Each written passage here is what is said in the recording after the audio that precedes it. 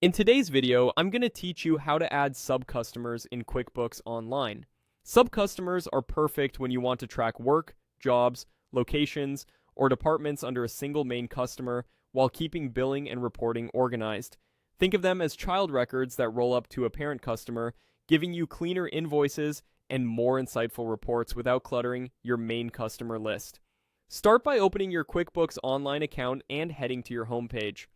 From the left navigation, select Customers. If you see a Customers area within that section, click into it to bring up the full customer list. This is where you can add and manage everyone you do business with. Now, choose New Customer. A Customer Details panel opens on the right. Begin by entering the contact information, click into the first name field and type the customer's first name. Move to the middle name field if you use one. This part is optional but helpful for clarity when you have similar names. Then, click the last name field and enter the last name. Accurate names will help you find and report on this sub-customer later, so take a second to double-check spelling. Next, tell QuickBooks that this record should live under a parent. Look for the option labeled Is a Sub-Customer and turn it on. When you enable this, a Parent Customer dropdown appears. Click Parent Customer to open your list, and then select the correct parent from the options. Choosing the right parent ensures transactions for this sub-customer can be grouped together and rolled up for consolidated statements and reports.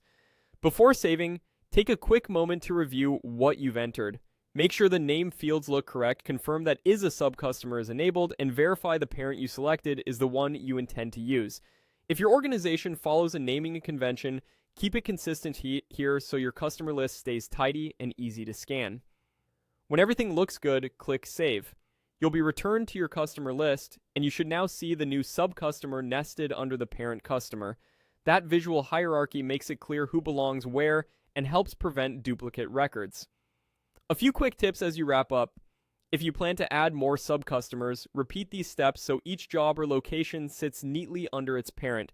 Consistency in naming will make searches and reports faster, and if you haven't created the parent customer yet, set that up first so it's ready to select from the drop-down when you create the sub-customer. That's it. Your sub-customer is added and ready for accurate billing and cleaner reporting in QuickBooks Online.